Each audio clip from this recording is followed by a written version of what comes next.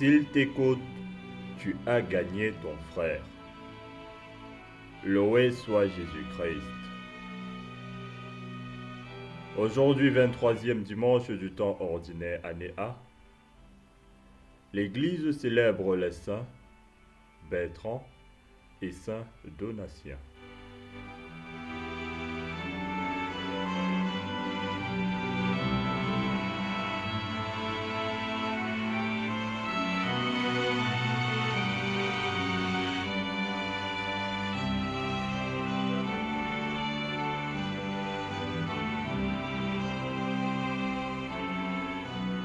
Les différents textes soumis à notre méditation.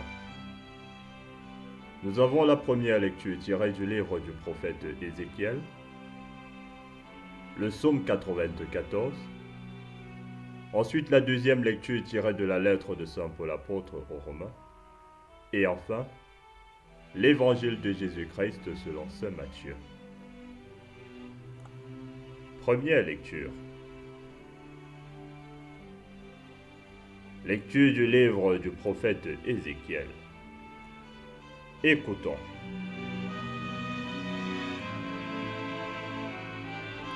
La parole du Seigneur me fut adressée. Fils d'homme, je fais de toi un guetteur pour la maison d'Israël. Lorsque tu entendras une parole de ma bouche, tu les avertiras de ma part. Si je dis au méchant, tu vas mourir, et que tu ne l'avertisses pas, si tu ne lui dis pas d'abandonner sa conduite mauvaise, lui, le méchant, mourra de son péché. Mais à toi, je demanderai compte de son sang. Au contraire, si tu avertis le méchant d'abandonner sa conduite, et qu'il ne s'en détourne pas, lui mourra de son péché, mais toi, tu auras sauvé ta vie. Parole du Seigneur. Nous rendons grâce à Dieu.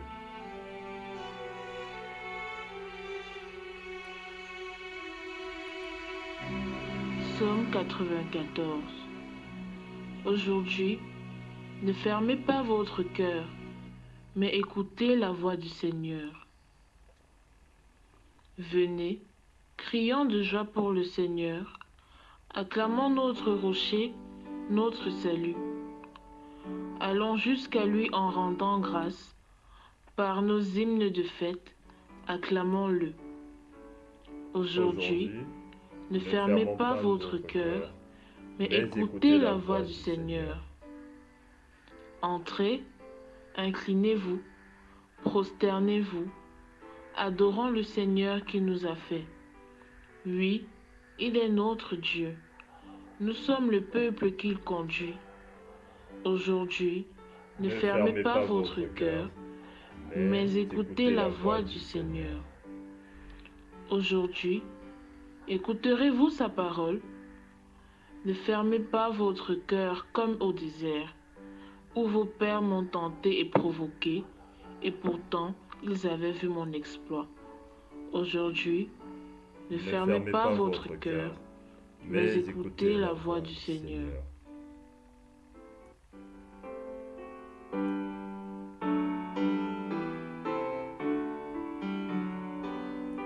Deuxième lecture. Lecture de la lettre de Saint Paul apôtre aux Romains. Frères, n'ayez de dette envers personne, sauf celle de l'amour mutuel, car celui qui aime les autres a pleinement accompli la loi. La loi dit, tu ne commettras pas d'adultère, tu ne commettras pas de meurtre, tu ne commettras pas de vol, tu ne convoiteras pas. Ces commandements et tous les autres se résument dans cette parole. Tu aimeras ton prochain comme toi-même. L'amour ne fait rien de mal au prochain. Donc, le plein accomplissement de la loi, c'est l'amour. Parole du Seigneur. Nous rendons grâce à Dieu.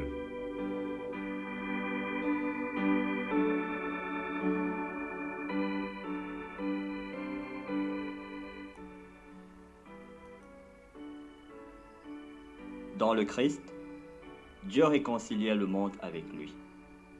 Il a mis dans notre bouche la parole de la réconciliation. Alléluia. Évangile de Jésus-Christ selon saint Matthieu. En ce temps-là, Jésus disait à ses disciples, « Si ton frère a commis un péché contre toi, va lui faire des reproches seul à seul. S'il t'écoute, tu as gagné ton frère. S'il ne t'écoute pas, prends-en plus avec toi 1 ou 2 personnes, afin que toute l'affaire soit réglée sur la parole de 2 ou 3 témoins. S'il refuse de les écouter, dis-le à l'assemblée de l'Église. S'il refuse encore d'écouter l'Église, considère-le comme un païen et un publicain. Amen, je vous le dis, tout ce que vous aurez lié sur la terre sera lié dans le ciel, et tout ce que vous aurez délié sur la terre sera délié dans le ciel.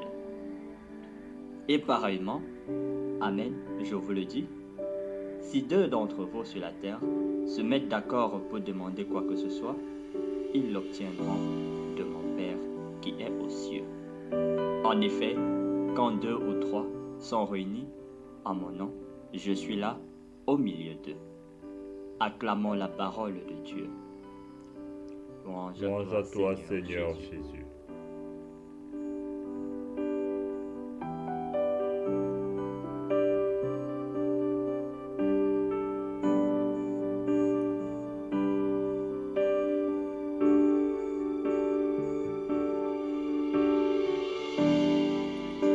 Homélie proposée par les prêtres de la fraternité de Galilée.